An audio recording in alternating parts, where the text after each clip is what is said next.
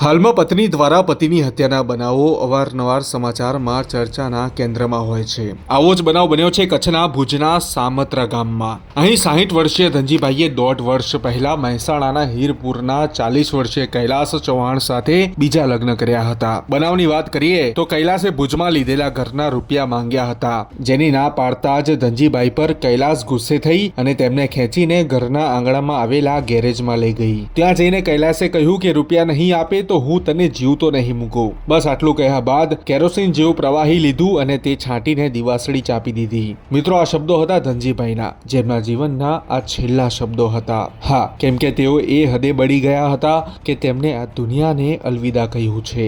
રૂપિયા બાબતે થયેલા આ ઝઘડા બાદ પાડોશીઓ તરત જ ધનજીભાઈને સારવાર માટે જીકે જનરલ હોસ્પિટલ લઈ ગયા હતા, જ્યાં સારવાર દરમિયાન તેમનું આ સ્ટેટમેન્ટ લેવામાં આવ્યું હતું। તેઓએ જણાવ્યું હતું કે પ્રથમ પત્નીના દાગીના પણ કૈલાસે લઈ લીધા હતા અને તે માનસિક ત્રાસ આપતી હતી। અત્યારે આ કેસને લઈને કૈલાસની ધરપકડ કરવામાં આવી છે, જેના રિમાન્ડ મેળવવાની તજવીજ હાથ ધરવામાં આવી છે। એટલે જોવાનું રહ્યું કે આ કેસમાં આગળ શું થાય છે। તમને જણાવી દઈએ કે ધનજીભાઈના 3 દીકરા પહેલાથી જ યુકેમાં સ્થાયી છે। તેમનો એક દીકરો કપિલ સપ્તાહ પહેલા જ ભારત આવ્યો હતો, જેથી આ ઘટના તેમના માટે પણ આઘાતજનક હશે। તો આવા કેસને લઈને હવે તમારું શું કહેવું છે, કરો કોમેન્ટ।